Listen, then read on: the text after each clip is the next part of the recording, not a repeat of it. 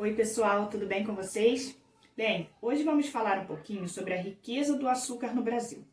Essa experiência com os engenhos de açúcar, a produção e a venda, os portugueses trouxeram da África. Eles viram isso principalmente nas Ilhas da Madeira, na região de Açores e de Cabo Verde. Vamos lá? Vamos lembrar um pouquinho do que já estudamos. No século XV, Portugal já tinha conquistado a costa ocidental da África e de lá trouxeram a experiência com os engenhos de açúcar e a mão de obra escravizada. Os primeiros engenhos de açúcar surgiram no Brasil a partir de 1532. Foi quando os portugueses deram início oficialmente à colonização e à ocupação do território. Nesse ano foi fundada a Vila de São Vicente, foi o primeiro núcleo da população estável na colônia portuguesa. Até 1548 foram implantados 6 engenhos nessa comunidade. O trabalho de plantar, colher e moer a cana-de-açúcar, encaixotar e carregar o açúcar até os navios aqui no Brasil era feito por escravizados africanos.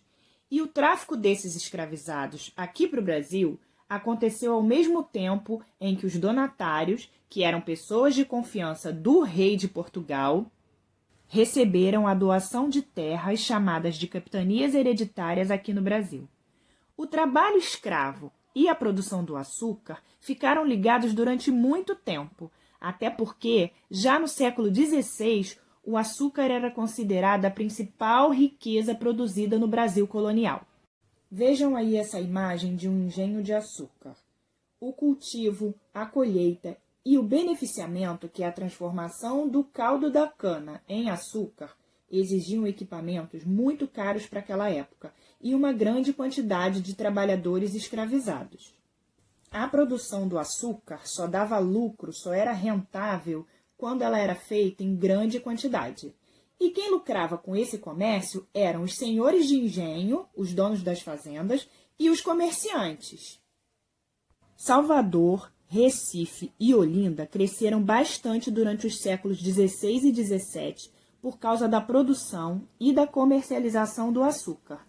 Portugal ainda manteve durante um bom tempo o domínio do comércio das especiarias, como a pimenta da Índia, o cravo, a canela, entre outras vindas do Oriente. Mas o açúcar passou a ser o produto de maior lucratividade para Portugal. A utilização da mão de obra escravizada em larga escala, em grande quantidade, foi um dos elementos que definiram a estrutura da sociedade colonial, e as suas marcas estão presentes até hoje na sociedade brasileira. O duro trabalho dos africanos escravizados garantiu muito lucro para os donos dos engenhos, para os latifundiários, para os comerciantes, para Portugal e para o governo brasileiro. Mas todo esse lucro só aumentou as desigualdades sociais no Brasil. A quantidade de trabalho e as riquezas conseguidas com esse trabalho nunca foram divididos de forma justa. Desse jeito, os proprietários prosperavam e ficavam cada vez mais ricos, enquanto os trabalhadores viviam na miséria cada vez mais pobres.